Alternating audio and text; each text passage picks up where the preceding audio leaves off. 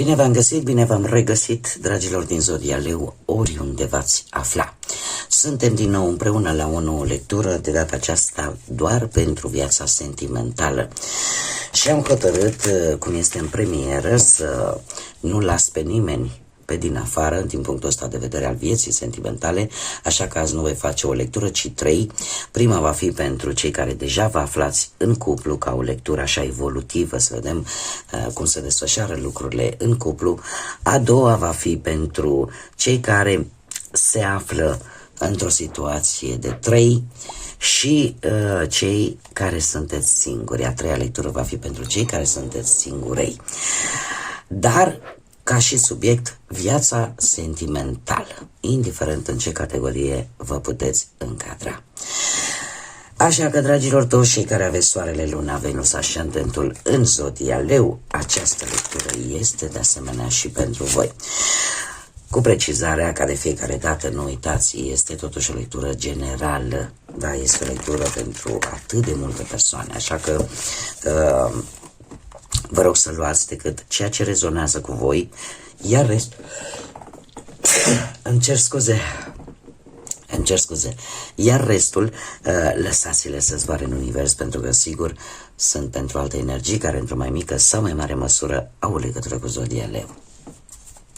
Și începem acest set de mini-lecturi cu cei care sunteți deja un cuplu și să vedem ce vine în viața sentimentală a dragilor mei din Leu, cei care se află deja într-o relație, într-un cuplu. Ce vine pentru dragii mei din Leu în viața sentimentală de cuplu? Ce atâta încurcătură aici, ce piedici? Ia să vedem încă o dată.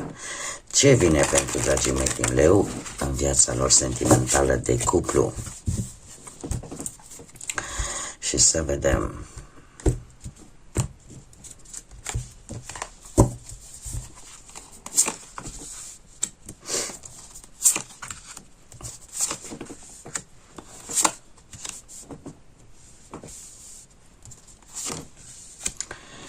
Bun.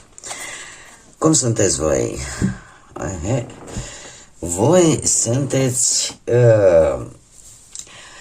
aș zice că sunteți în plină situație, vreți să controlați o anumită situație care poate avea legătură cu relația voastră, dar în mare parte voi sunteți apreciați, sunteți valorați și oarecum lucrurile merg destul de bine în relația voastră. Sau cel puțin asta este percepția, ceea ce simțiți voi în acest moment. Cum este perechea voastră? Perechea voastră este cuceritoare. Poate avea sau nu legătură cu zodiile de apă, Rac, Pești sau Scorpion. Dar este foarte cuceritoare, așa, este foarte, cum să spun eu, un idealist, o idealistă, da? Și care... într-un fel sau altul, va aduce această conexiune destul de solidă, da? Cu șanse mari de viitor. Pentru cei care încă nu sunteți oficial căsătoriți, e deocamdată în faza de gând, dar s-ar putea să primiți o cerere oficială. Și este ceva care nu se spune deocamdată, nu știu, sper să nu fac vreun spoiler, dar se gândește la acest aspect.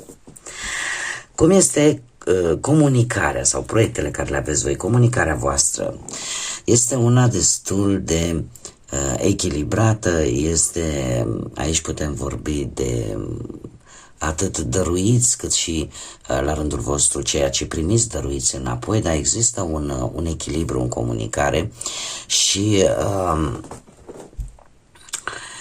e posibil ca unii dintre voi ori să fi făcut vreo călătorie împreună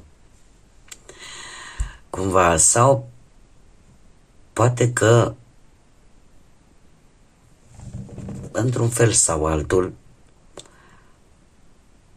ați petrecut așa un timp fericit, un timp bun, unde a existat înțelegere, unde a existat armonie, echilibru, s-au văzut lucrurile de pe un post de egalitate. Ce sentimente vă unesc? Și aici este foarte interesant că avem Marea Preoteasă. Așa cum am mai spus, sentimentele sunt unele care țin mult de magnetism, mult mai mult dintre voi. Nu știu dacă aveți momente, poate, când vă înțelegeți fără să vă rostiți, să vorbiți. E o înțelegere, aș spune, că mor când am lapsusuri de cuvinte în românește, pauzele astea lungi care le fac nu pentru că n-aș ști ce să spun, ci pur și simplu, într-adevăr, după ani mulți, mai uit cuvinte în românește și mă omoară lucrul ăsta, îmi tot vin în spaniolă.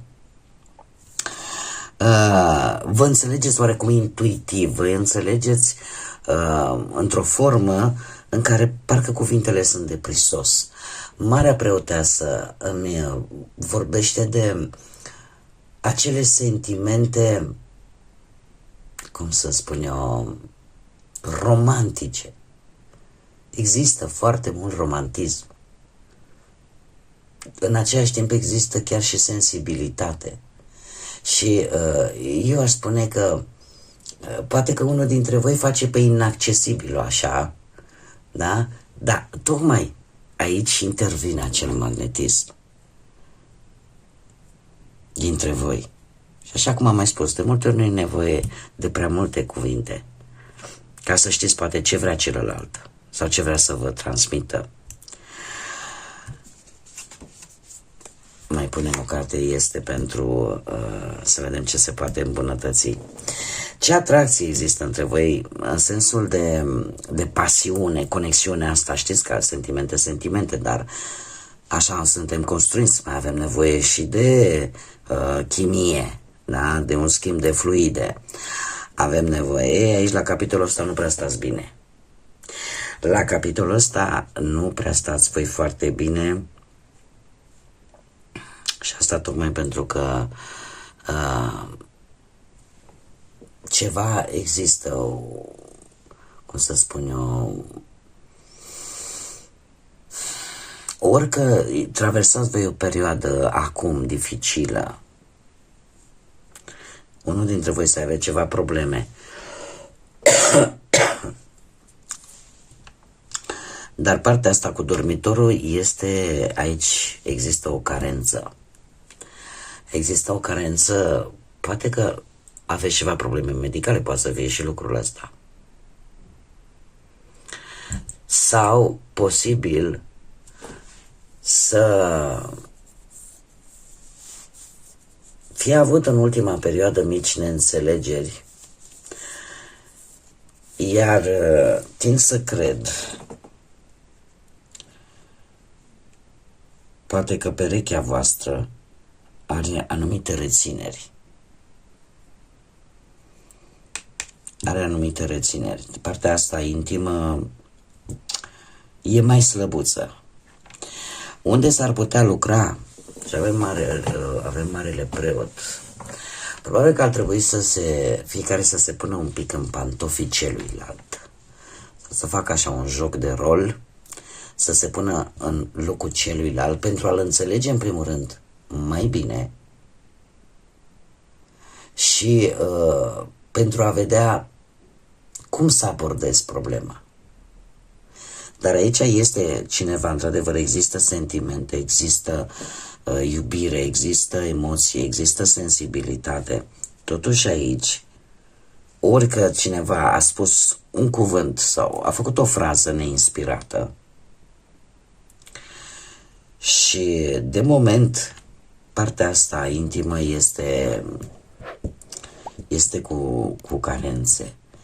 Iar sfatul cărților sau concluzia acestei lecturi este că ar trebui, așa cum am mai spus, să fiți poate un pic mai determinați și să nu vă lăsați, mai ales dacă, așa cum bine am văzut, există sentiment. Și să încercați să vă puneți, cum am mai spus, unul în locul celuilalt.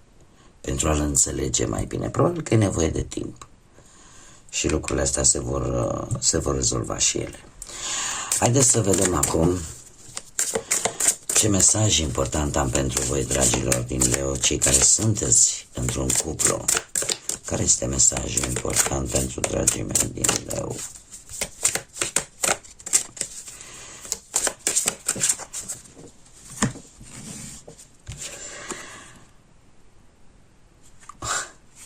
Ce v-am spus?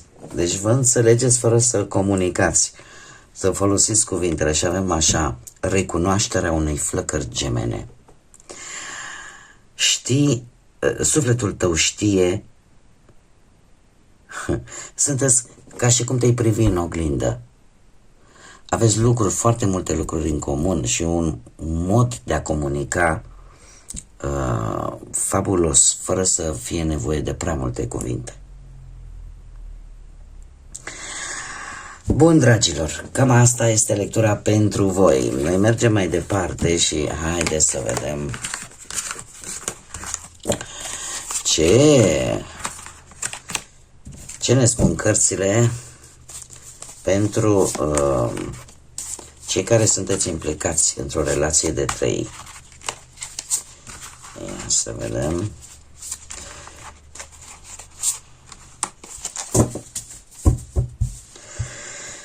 Ce vine în viața sentimentală a dragilor mei din Leu într-o relație de trei? Ce vine în viața sentimentală a dragilor mei din Leu într-o relație de trei? Să vedem.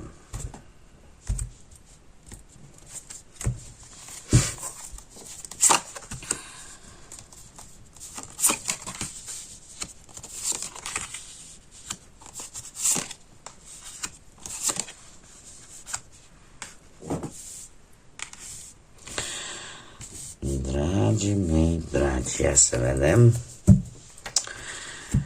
Situația actuală este una, nu știu dacă Zodia Berbec vă spune ceva, dar aș zice că sunteți într-o perioadă în care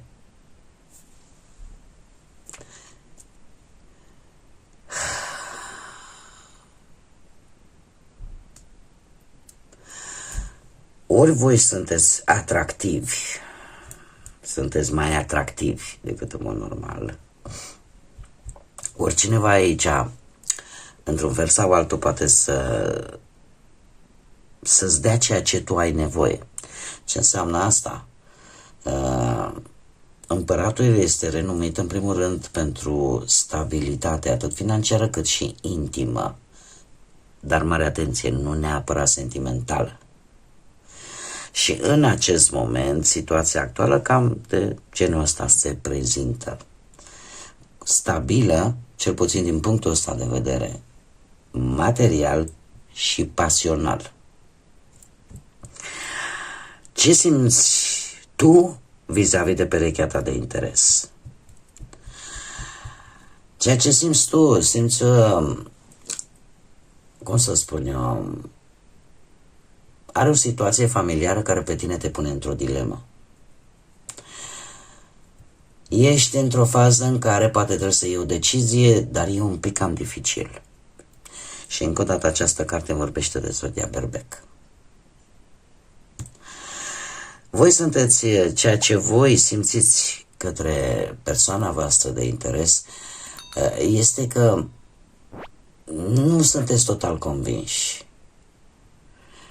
Știți oarecum cam ce ar trebui să faceți, doar că, nu știu, poate, cum am mai spus, o situație familiară să te pună în dilemă și să nu faci acțiunea pe care știi că ar trebui să o faci. Eu aș zice că sunteți într-o fază un pic reținuți, un pic de mă simt bine așa cum sunt, dacă mă risc mai mult. Aveți asta în cap, dar deocamdată e în faza de, ca să zic așa, de gând. Dar tendința există. și simțiți că vreți să intrați cu totul în această relație, doar că, desigur, ceva totuși vă ține un pic pe loc. Ce simte persoana voastră de interes față de voi? Simte foarte multă atracție fizică. Vă înțelegeți bine cu partea asta chimică, cu pasiunea, vă înțelegeți bine și eu cred că are un mod de a, cum să spun eu, cumva vă completați. Da? Pentru că ceea ce vă unește pe voi sunt lucruri comune. Lucruri comune pe care le aveți. Că acum că sunt majoritatea dintre ele, sunt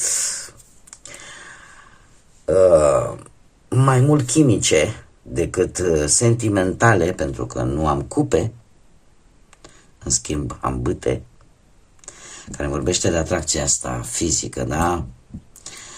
Atracția aia din dormitor există și vă înțelegeți foarte bine, cel puțin pe partea asta. Așa că ce simte pentru voi? Simte o atracție chimică foarte mare.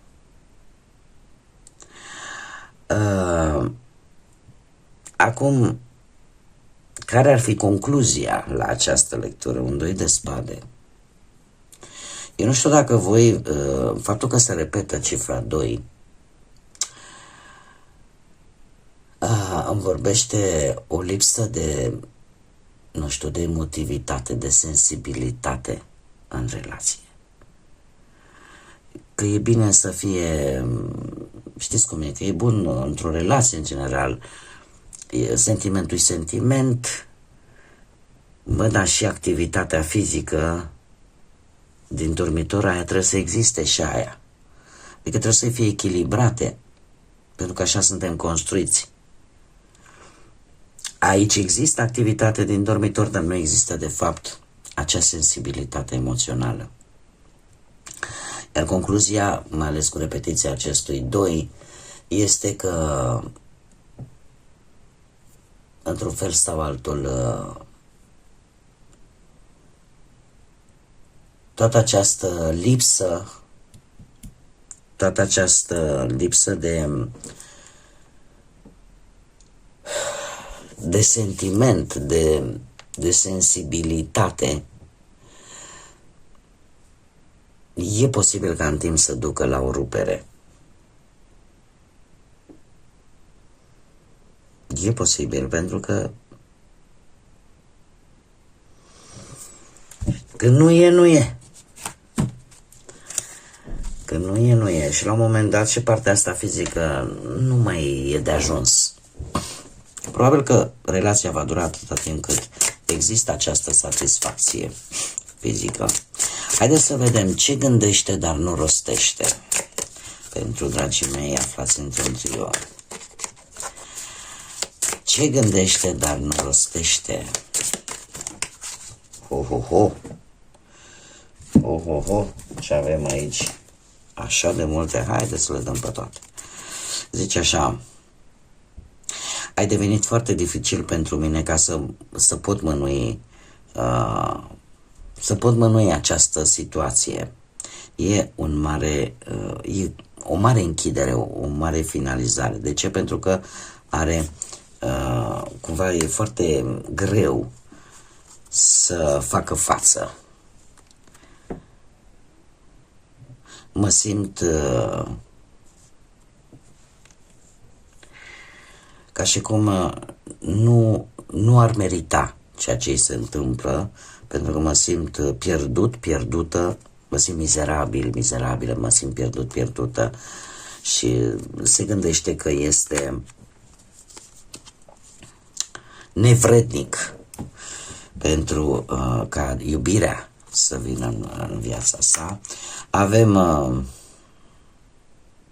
Sunt lucruri în viața mea care cer prezența mea și implicarea mea totală. Am nevoie să mă eliberez de temeri, de îndoieli. Sunt ca o pasăre prinsă în cușcă Și ultima, mă simt singură în întuneric. Unde este lumina mea? Lucruri care, gânduri sentimente gândite, dar nerostite, care pot exista, mare atenție, nu numai în mintea perechei voastre de interes, persoanei voastre de interes, dar cât și poate în mintea voastră. Mergem mai departe și haideți să vedem pentru dragii mei burlăcei și burlăcițe ce vine pentru ei în viața sentimentală.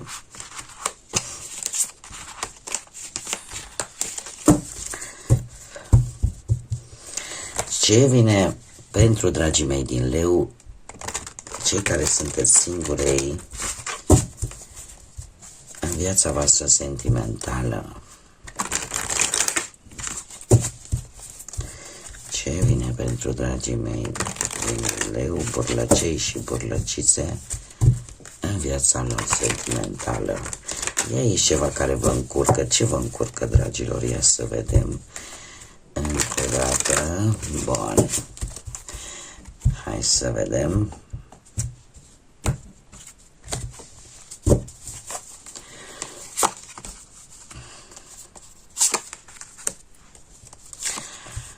Voi sunteți într-o perioadă așa de visare. Haideți să vedem situația actuală. Situația actuală cu 7 ăsta de cupe aici, așa cum am mai spus, sunteți visători, vă faceți tot felul de iluzii, sau poate pur și simplu sunteți într-o fază în care încercați să evaluați anumite șanse vis-a-vis de cineva care posibil să vă intereseze, pentru a lua o decizie cât mai bună. Dar, în mare parte, probabil că și evaluați foarte bine cam ce vă doriți cu adevărat, pe ce drum să o luați. Și asta mai poate să fie vorba și de multe opțiuni pe care le aveți de a cunoaște persoane, poate de a începe o anumită relație, și când sunt prea multe așa, te cam bagă în confuzie. O stare de confuzie, ca să zicem așa, vis-a-vis de anumite oferte sentimentale care pot apărea în viața voastră, sau, cum am mai spus, o stare de visare, în care parcă visați cu ochii deschiși la acea dragoste, poate, sau relație de poveste. Ce gândiți? Avem un 4 de bâte. Gândiți poate la lucruri serioase. Poate unii se gândesc, dom'le, uite, poate merg mai departe și mă căsătoresc și fac familie, sau alții se gândesc la un eveniment care pentru voi în următoarea perioadă va fi foarte important, sau cel puțin din punctul vostru de vedere va fi un eveniment important. De ce? Dacă mă întâlnesc cu Xulescu pe acolo, da? Și este foarte important pentru voi. Iar în afară de acest lucru, voi mai puteți gândi stabilitate în relațiile voastre. Vreți poate o întâlnire, da? Sau vreți poate să vă reveniți după momente grele prin care posibil să fi trecut, și mai ales dacă vorbim de viața sentimentală. Cum ar trebui poate să vedeți voi lucrurile, sau ce ar trebui să faceți, da? Sugestia care vă dă cărțile este aceea de a schimba modul de comunicare.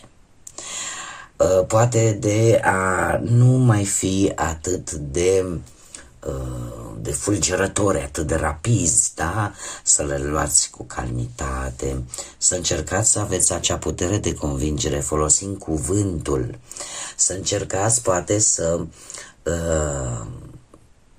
aveți pe lângă răbdare poate un pic și de compasiune, un pic din toate, da? Să aveți acea capacitate de a profita și de a vă folosi de modul de comunicare în a vă exprima gândurile.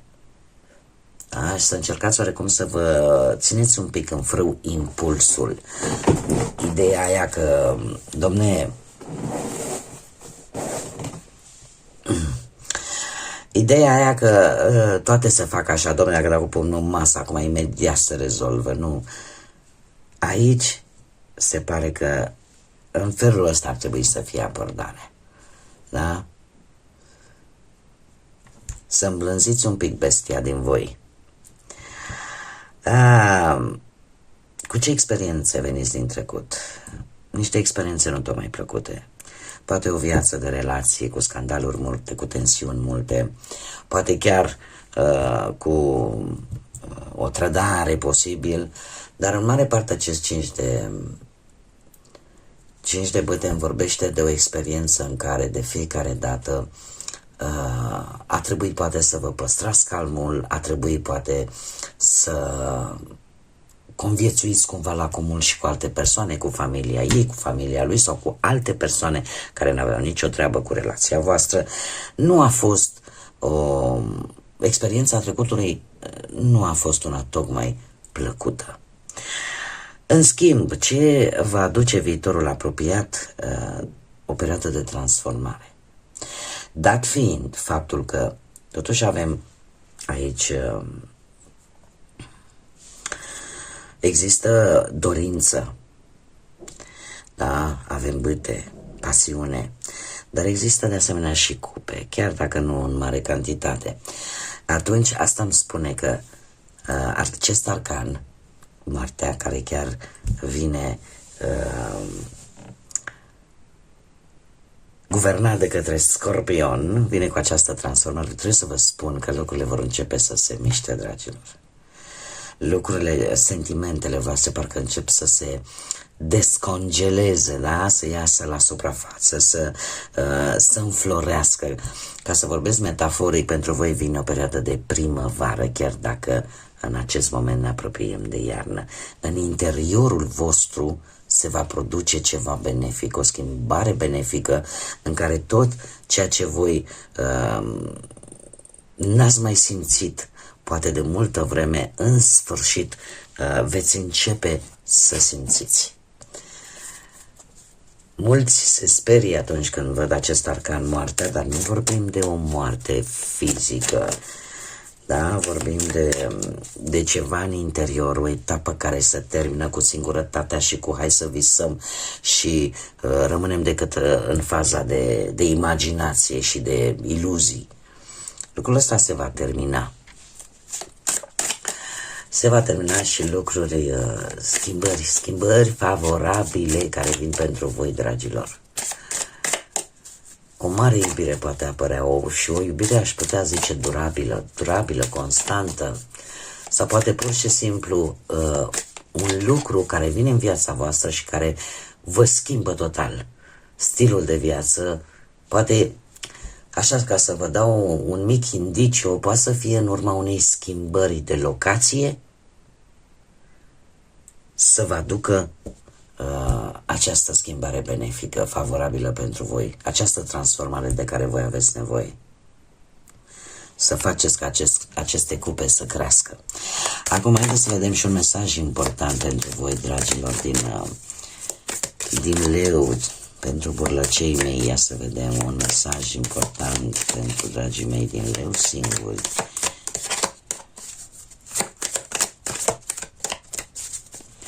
Un mesaj, te rog. Nu sunt foarte multe. Ia să o lăsăm pe asta. Da, probabil că vine cu atenționare. Vine cu atenționare vis-a-vis de cineva care poartă o anumită mască. Dar eu aș mai spune un lucru. Da, pentru că aici vorbim de relație, este un mesaj practic pentru o relație, dar ținând cont că voi sunteți singurei, eu o intuiesc sub o altă formă. Cine va veni probabil în viața voastră, probabil că nu-și va arăta din prima sentimentele și se va arăta poate un pic mai, cu o energie un pic mai retrasă, poate mai serioasă, da? Că aici îmi vorbește de o decepție. Poate sunteți voi care veți purta o mască, de ce nu? De ce? Tocmai pentru a nu fi decepționați?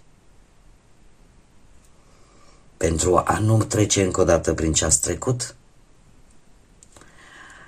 Așa că da. Bun, dragilor, cam astea au fost lecturile pentru voi. Eu sper că v-a plăcut, eu sper că v-au ajutat într-un fel sau altul. Dacă mai doriți să facem acest gen de lecturi, vă rog să lăsați în comentarii. Nu uitați, desigur, de like-uri, distribuiri și pentru cei care încă nu v-ați abonat, dacă ați rezonat, dacă v-a plăcut, dacă vreți să mai vedeți acest gen de lecturi, nu uitați să vă abonați. Este gratuit și eu vă aștept cu mare drag și cu mare interes, ca de fiecare dată. Și nu uitați să dați pe clopoțel. Clopoțelul este cel care vă anunță, vă trimite notificări atunci când fac lecturi noi, în așa fel încât să nu pierdeți nimic. Până data viitoare când ne vom vedea la o nouă lectură, eu vă doresc tot binele din lume, multă energie pozitivă și, cum să nu, să fiți iubiți, dragilor.